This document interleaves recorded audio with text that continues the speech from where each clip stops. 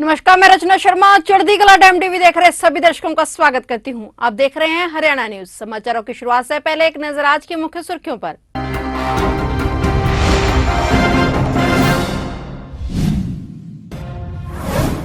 हरियाणा में आज धूमधाम से मनाया जा रहा श्री हनुमान जन्मोत्सव। श्री हनुमान जयंती पर मुख्यमंत्री मनोहर लाल ने दी बधाई।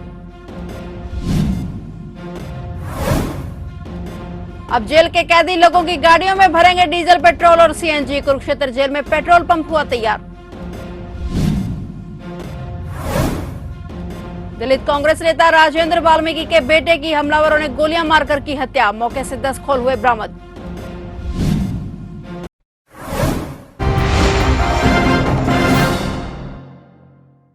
और अब समाचार विस्तार से। हरियाणा में आज धूमधाम से श्री हनुमान जन्मोत्सव मनाया जा रहा है। भगवान हनुमान जी का जन्म चैत्र शुक्ल की पूर्णिमा को हुआ था। हनुमान जयंती का पर्व इस साल बड़े ही दुर्लभ संयोग के साथ आया है। इस अवसर पर मुख्यमंत्री मनोहर लाल ने सभी भक्तों को श्री हनुमान जन्मोत्सव की शुभकामनाएं दी। मुख्यमंत्री मनोहर लाल ने ट्वीट कर कहा कि श्री हनुमान जयंती की सभी प्रदेशवासियों एवं श्रद्धालुओं को हार्दिक बधाई एवं शुभकामनाएं। परम राम भक्त, भक्ति, शक्ति एवं समर्पण के प्रतीक भगवान हनुमान जी की जयंती पर समस्त देशवासियों को अनंत शुभकामनाएं। संकट मोचन वायुपुत्र हनुमान आप सभी के जीवन से सारी विपत्तियों को हर लें और अपना आशीर्वाद बरसाएं। मैं मारुति नंदन से ऐसी प्रार्थना करता हूँ। सिरसा सालासर धाम में हनुमान जयंती पर कार्यक्रम का आयोजन किया गया। पिछले 2 सालों में कोरोना के कहर के कारण मंदिरों में किसी भी धार्मिक आयोजन के कार्यक्रम पर सरकार ने रोक लगाई थी, लेकिन अब कोरोना खत्म होने के बाद मंदिरों में धार्मिक आयोजन किए जाने लगे हैं। कोरोना के खत्म होने के बाद अब मंदिरों में श्रद्धालुओं की भीड़ भी देखने को मिल रही है। हनुमान जयंती को लेकर श्रद्धालुओं में काफी उत्साह देखने को मिला है। मंदिरों में जय बालाजी के उद्घोष के नारे भी जोरों शोरों से लगाए जा रहे हैं। गौरतलब है कि प्रत्येक वर्ष हनुमान जयंती पर मंदिरों में कार्यक्रमों का आयोजन होता है और शहर में शोभा यात्रा निकाली जाती है और जागरण का भी आयोजन किया जाता है।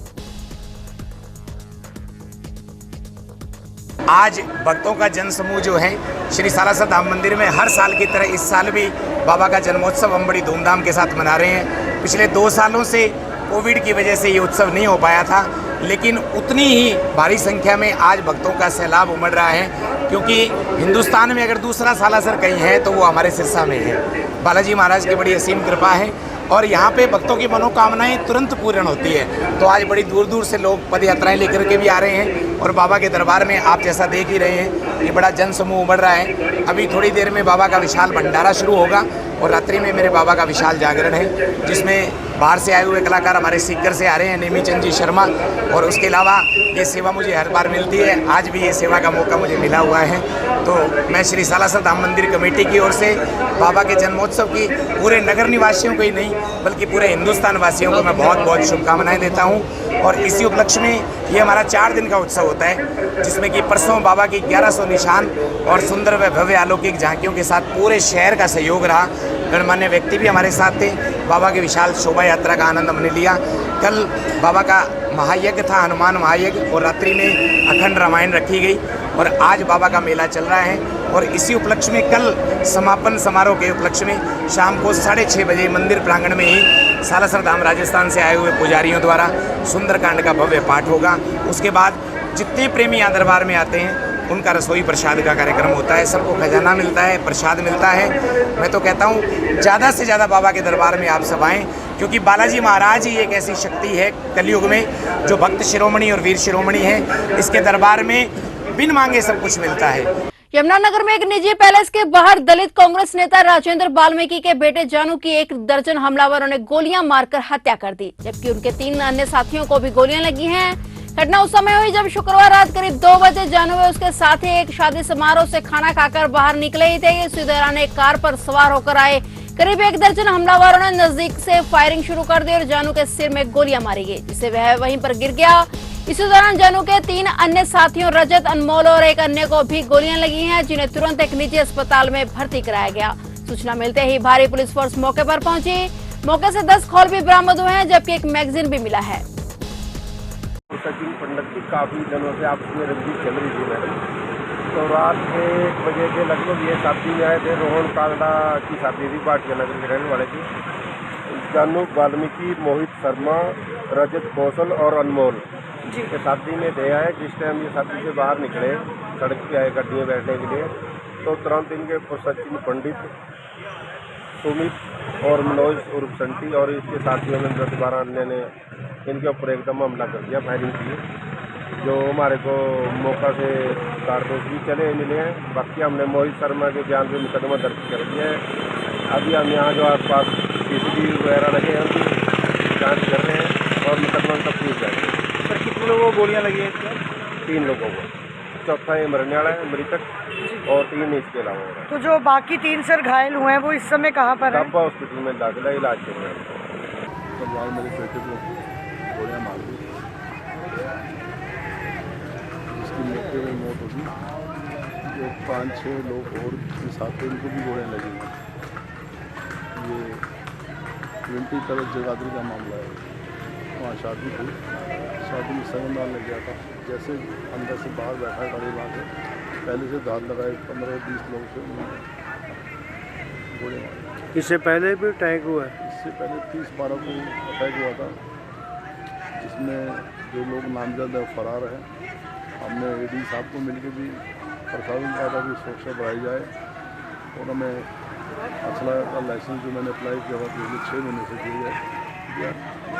अच्छा, इससे पहले जो पहला बेटा था उसके भी संदिग्ध मौत, वो क्या मामला था? प्रदेश के सरकारी स्कूलों में पढ़ रही बेटियां स्कूल न छोड़ें, इसके लिए शिक्षा विभाग द्वारा जिला स्तर पर अधिकारियों को निर्देश दिए गए हैं। नई दाखिलों के साथ साथ पुराने बच्चों का भी 100% दाखिला अगली कार्यकक्षा में करवाना सुनिश्चित करने के लिए बोला गया है और जिला शिक्षा अधिकारी के अनुसार अम्बाला में दाखिले बढ़ाने के लिए प्रवेश उत्सव कार्यक्रम चलाया जा रहा है। 8वीं में पास हुए बच्चों का दाखिला अगली कक्षा में करवाने के लिए स्कूल मुखिया की जिम्मेदारी लगाई गई है। इसके अलावा उन्होंने बताया कि सभी सरकारी स्कूलों में दाखिला बढ़ाने के लिए प्रवेश उत्सव कार्यक्रम चलाया जा रहा है। विभाग से जो भी निर्देश प्राप्त हुए हैं वो हमने सभी खंड शिक्षा अधिकारियों के माध्यम से सभी स्कूल हेड्स के पास पहुंचा दिए हैं। 8वीं से जो भी बच्चों का रिजल्ट आएगा उनको तुरंत जो उनका 100% अवस्थान्तर है या उनके ट्रांजिशन वो हम सुनिश्चित करेंगे। हर एक 8वीं स्कूल का जो हमारा प्रिंसिपल है, हेड ऑफ द इंस्टीट्यूशन है, वो कांटेक्ट करेगा अपना हाई और सीनियर सेकेंडरी स्कूल के प्रिंसिपल से और क्लास इंचार्ज से, और सभी बच्चों का, चाहे उसमें लड़के हों या विशेष तौर पे लड़कियां, उनको ज़्यादा फोकस किया जाएगा। सभी का हम इंश्योर करेंगे 100% हमारा दाखिला आगे हो, कोई भी बच्चा ड्रॉप आउट ना हो। सर, बेटियां खासकर स्कूल छोड़ती हैं 8वीं के बाद, तो उनके अभिभावकों को कैसे मनाएंगे? क्या घर घर जाके या फिर कैसे को मनाया जाएगा स्कूल में ना छोड़िए बच्चों? इसके लिए हमने एक मुहिम चलाई हुई है हरियाणा सरकार डिपार्टमेंट की शिक्षा विभाग की ओर से, प्रवेश उत्सव।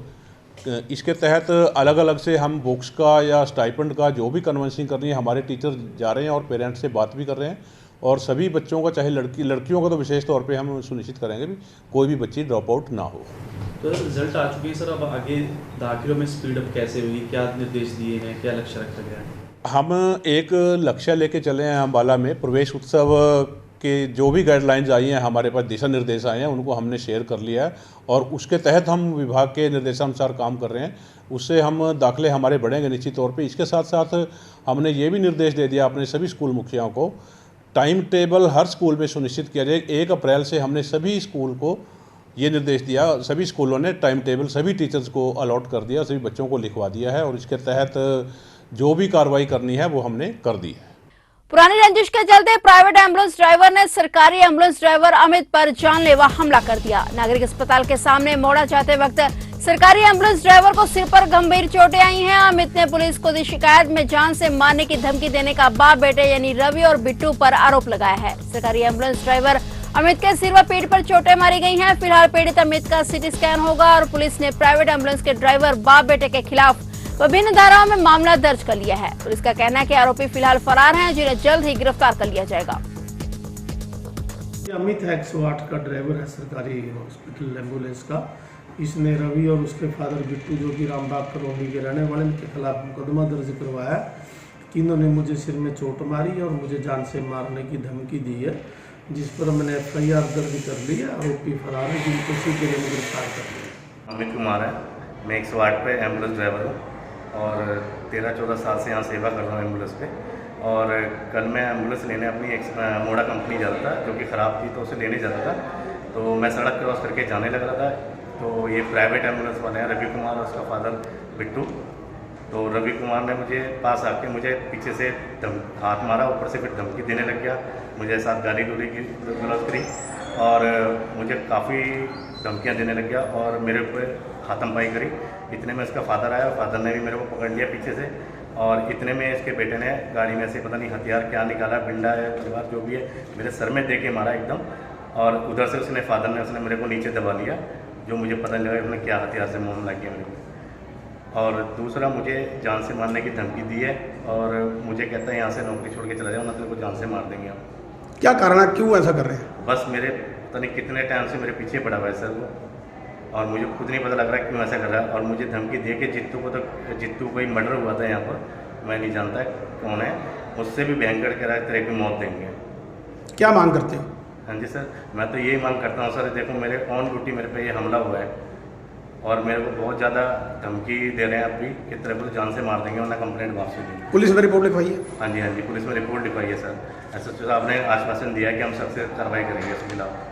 निसिंग मंडी के मंडी सुपरवाइजर धर्मवीर चौधरी ने कहा है कि मंडी में बारदाने की थोड़ी बहुत कमी जरूर थी, लेकिन एसडीएम साहब ने मंडी का दौरा किया था, आढ़तियों ने उन्हें अपनी समस्याएं बताई और अगले दिन ही बारदाना यहां पर पहुंच गया था। धर्मवीर चौधरी ने कहा कि मंडी प्रशासन की तरफ से किसानों और आढ़तियों को किसी भी प्रकार की परेशानी नहीं आने दी जाएगी। जून के सीजन से पहले ही मंडी में सफाई व्यवस्था, लाइट की व्यवस्था, सड़कों की मुरम्मत और पीने के पानी की व्यवस्था कर दी गई थी। दिन और रात को जब भी किसान मंडी में अपनी गेहूं लेकर आते हैं, उनको तुरंत ही गेट पास दिया जाता है। मंडी सुपरवाइजर धर्मवीर कुमार हमारे साथ। धर्मवीर जी, क्या कहना चाहेंगे? जो गेहूं की आवक अब तो कम हो चुकी है, लेकिन पिछले साल की अपेक्षा पैदावार बहुत कम है, लेकिन अब भी दिक्कत आ रही है बारदाने को लेकर, क्या कहना चाहेंगे इसके बारे में? ऐसा पिछली साल की तुलना में इस वर्ष गेहूं की आवक कम है। जो भी किसान भाई अपने ट्रैक्टर ट्रॉली लेकर आता है, तुरंत उसी टाइम उसको गेट पास जारी किया जाता है। गेट पास जारी करने में कोई भी मार्केट कमेटी की तरफ से कोई भी समस्या नहीं आने देंगे। जमींदार भाइयों का और व्यापारी भाइयों का कोई भी पानी, लाइट, सफाई का विशेष प्रबंध है। और जो बारदाने की बात है, वो बारदाने की एक दो दिन शुरू में जब सीजन चला थी थोड़ी कमी आ गई थी, लेकिन अब मंडी के अंदर बारदाने की कोई भी कमी नहीं है। नहीं, बारदाने की कमी को लेकर सड़कों पर गेहूं भी अभी पड़ा है, तो उसके बारे में क्या कहना चाहेंगे? ये तो जो अंदर स्पेस कम है ना, उसलिए वहाँ स्पेस कम होने की वजह से जो सड़क है इसके ऊपर फसल डाली हुई है और उसको भी तुरंत तलवाने के बाद उसे हटवा दिया जाता है। और क्या कहना चाहेंगे, जो लगभग फसल तो लगभग आ ही गई होगी किसानों की, गेहूं की जो पैदावार है वो तो आ ही गई होगी, लेकिन उठान बहुत धीरे कम चल रहा है, उठान कब तक हो जाएगा? उठान जल्दी से जल्दी होगा। पहले इसने व्हीकल कम थे, अब 3 दिन से गेहूं की आवक उठने में ज़्यादा चल रही है। क्या मंडी में कोई खामियां हैं जो एसडीएम आज यहाँ पर मार्केट कमेटी में पहुंचे, मंडी का दौरा करने के लिए पहुंचे, क्या कहना चाहेंगे इसके बारे में? ये एसडीएम साहब अपने प्रशासक अधिकारी हैं, ये अपने रूटीन की जो इनकी ड्यूटी बनती है, उसलिए मंडी में कोई किसान व्यापारी को भाई को कोई दिक्कत ना आए, इसलिए एसडीएम साहब ने यहाँ मंडी का दौरा किया। सिरसा की अनाज मंडी में मजदूर वेलफेयर सोसाइटी के प्रधान सोम कुमार ने कुछ प्राइवेट फर्मों पर सिरसा में मार्केट फीस चोरी करने का आरोप लगाया है। सोम कुमार ने आरोप लगाया कि कुछ प्राइवेट फर्में सिरसा की अनाज मंडी के बाहर से गेहूं की खरीद कर रहे हैं, जिससे मार्केट फीस की सीधे चोरी की जा रही है। इसके साथ ही मंडी के बाहर गेहूं की बिक्री होने से मजदूरों को उनकी मजदूरी भी नहीं मिल पा रही है, जिससे मजदूरों को काफी नुकसान हो रहा है। सोम कुमार ने बताया कि मार्केट फीस चोरी की शिकायत सिरसा जिला प्रशासन को की गई है, लेकिन अभी तक कोई कार्रवाई नहीं हुई है। सोम कुमार ने सिरसा जिला प्रशासन से प्राइवेट फर्मों द्वारा मंडी में ही गेहूं की खरीद करवाने की मांग की है। वहीं सिरसा मंडी एसोसिएशन के सचिव दीपक मित्तल ने प्राइवेट फर्मों द्वारा मंडी से गेहूं खरीदने का दावा किया है। उधर मार्केट कमेटी के सचिव ने प्राइवेट फर्मों द्वारा मंडी से बाहर गेहूं खरीदने की शिकायत मिलने पर कार्रवाई करने का आश्वासन दिया है। हमारी शिकायत है, मंडी मजदूरों की सबकी शिकायत है। हजारों मजदूर जो हरियाणा मंडी में हैं, सिरसा मंडी में हैं, बेरोजगार बैठे हैं, किसी प्रकार का कोई कार्य नहीं हो रहा, जबकि रात की चौकीदारियां भी इनको सौंपी जा रही है। और जो मजदूर लगभग 20,000 15,000 रुपये मंडी से कमा रहा था, वो 5,000 रुपये कमा रहा है। चौकीदारी हो नहीं पा रही है। रात को अगर 20 गट्टे उठ जाते तो वो मतलब आड़ती उससे वसूलता है वो पैसे, वो कहाँ से देगा मजदूर? और जो खाली भरी हो रही है कणक, उसका बिल्कुल भी कोई भी इलाज नहीं हो रहा। हम सेक्रेटरी साहब के पास भी जाके, डीसी साहब के पास भी जाके, सबके पास हमने शिकायत की है, एसडीएम साहब से भी हमने शिकायत की है। किसी भी प्रकार का कोई भी मतलब आश्वासन हमें नहीं दिया गया है। मंडी के कुछ अधिकारी जो आड़ती एसोसिएशन के अंदर है, वो खुद भी खाली भरी करवा रहे हैं। क्या शिकायत की आपकी? शिकायत ये है कि मंडी से जो माल आए खाली भरी हो रहा है, वो मंडी परिसर में आकर गिरे, यहाँ से प्राइवेट कंपनी अपने माल को खरीदे ताकि मजदूर को मजदूरी मिल पाए। बिल्कुल बिक्री है, कुछ फैक्ट्रियाँ हैं, मैं आपको डायरेक्टली तो नहीं, इनडायरेक्टली मैं आपको बता दूंगा।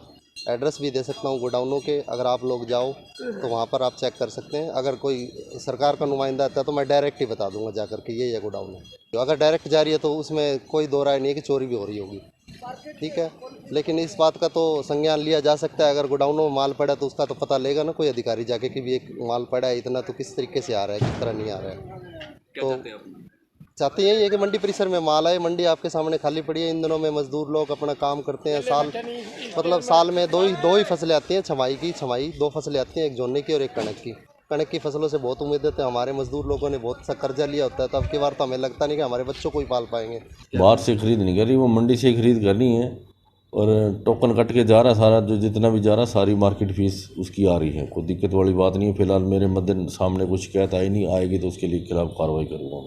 अब कुरुक्षेत्र जेल के कैदी लोगों की गाड़ियों में डीजल, पेट्रोल, सीएनजी भरेंगे। इसको लेकर बकायदा कुरुक्षेत्र जेल में पेट्रोल पंप तैयार कर लिया गया है। शनिवार को डीजीपी जेल मोहम्मद वकील ने पेट्रोल पंप का निरीक्षण किया और एक एक चीज की बारीकी से जांच की। जेल अधीक्षक सोमनाथ जगत पेट्रोल पंप पर सभी बारीकियों के बारे में डीजीपी को बताया और डीजीपी जेल मोहम्मद वकील ने पत्रकारों से बातचीत करते हुए कहा कि कुरुक्षेत्र में हरियाणा का पहला पंप लगाया गया है। यह प्रयोग सफल होने के बाद हरियाणा के 11 जिलों में भी पेट्रोल पंप लगाए जाएंगे। कुरुक्षेत्र जेल में जो पेट्रोल पंप लगाया गया है उस पर पेट्रोल के अलावा डीजल व सीएनजी गैस भी उपलब्ध होगी। इसमें कुरुक्षेत्र शहर व आसपास के लोगों को फायदा मिलेगा। उन्होंने कहा कि अभी पेट्रोल पंप को सिर्फ दिन के समय में ही चलाने का प्लान तैयार किया गया है। यदि रात को सेल ज्यादा होगी तो रात्रि में भी पेट्रोल पंप चालू रहेगा। पेट्रोल पंप पर तेल भरने से लेकर अकाउंट तक के कार्य का कैदी स्वयं देखेंगे। इसकी देखरेख के लिए कुछ कर्मचारियों की भी ड्यूटी लगाई जाएगी। फिलहाल हरियाणा समाचारों में इतना ही और नए समाचारों के साथ फिर से हाजिर होंगे। तब तक के लिए देखते रहिए चढ़ती कला टाइम टीवी और मुझे दीजिए इजाजत। धन्यवाद।